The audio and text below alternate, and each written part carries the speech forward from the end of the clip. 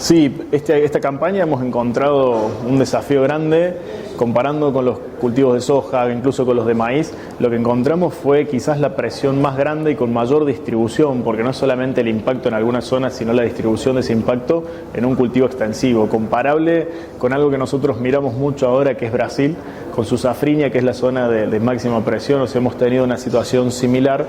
Ahora, haciendo la salvedad de que no la tenemos distribuida con el mismo impacto en todo el país. O sea, todos sabemos que algo hubo o que puede haber algo, pero no todo es una situación catastrófica y letal. Hay maíces que están muy buenos y hay zonas de maíces que están muy mal. ¿Qué es lo que corrió al Spirosplasma desde el norte de nuestro país, de donde ya existe desde hace varios años, a la región núcleo, ¿no? En primer lugar, un régimen de heladas que no se cumplió, o sea, unos inviernos que venimos de unas niñas que hacen que los inviernos sean más cálidos, que es un gran desafío poder ver qué pasa esta campaña con ese invierno, y sobre todo la dinámica de la plaga. Normalmente arranca Salta, arranca en el norte del país, NEA, NOA, con la ausencia de un cultivo, o sea, salimos del invierno sin cultivo de maíz. En cambio ahora tenemos una distribución donde puede haber empezado en Santa Fe o en Córdoba, donde el cultivo de maíz es sucesivo, entonces el cóctel fue letal porque achicamos la distancia y le dimos condiciones para que aumente la población. Dentro de esta situación crítica hay algunos aspectos muy positivos.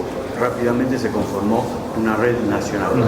No solo se armó una red, sino que en realidad lo más interesante es que rápidamente todo el mundo se puso a hablar del tema y a trabajar mucho. Se unió el Estado, se unió INTA, se unió Presid, se unió CREA, se unieron las empresas, nos invitan a todos, o sea, se está dialogando muchísimo sobre el tema, es una reacción súper rápida que empieza a tener herramientas de manejo de diferente impacto, pero sobre todo vuelve a poner la responsabilidad sobre la mesa. O sea, qué responsabilidad tienen los semilleros, los productores, los asesores, los grupos de productores, incluso hasta qué responsabilidad tiene el Estado, y es interesante empezar a trabajar sobre ello. Fernando, de cara a esta campaña, ¿cómo vamos a encarar, digamos, cuáles son las recomendaciones para la próxima campaña 24-25 de maíz? Bien, en primer lugar con una conciencia de lo que pasó, con una conciencia real de decir, esta fue la situación que yo tuve, fue grave o no fue grave y qué pasa normalmente. Esos son los dos extremos de escenario que podemos tener. Y a partir de ahí empezar a trabajar con mayor información. Como decías recién, hay una red de monitoreo que nos va a decir cuántas chicharritas había, que normalmente no lo mirábamos antes o no prestábamos atención en todos lados.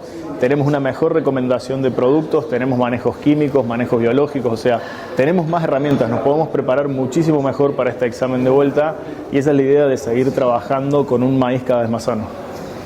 Dos palabras que le dejaste a quienes asistieron a esta charla aquí el 9 de julio. Yo hablé mucho de responsabilidad y de criterio. Criterio porque considero que en realidad está demostrado que es el proceso con el cual construimos nuestra verdad, que no es absoluta, pero que sí tiene que tener todos los parámetros de lo que hice. Lo hice bien, lo hice mal, sabía que lo estaba haciendo, cuál era mi expectativa. Y la otra responsabilidad, porque tenemos que volver a trabajar con un maíz que es necesario en nuestros sistemas, no es solamente una cuestión de poner un grano en un barco y que salga y que entre una plata, o sea, eso es parte de maíz, pero el maíz es comida, el maíz se transforma, el maíz es energía, está en nuestros sistemas, nos da estabilidad y eso requiere responsabilidad, volver a tomarlo, no escaparse de la prueba. Yo siempre digo, sacamos un 2, bueno, ahora hay que ir al recuperatorio y hay que estudiar un poco más, entonces trabajar con responsabilidad de un nuevo maíz.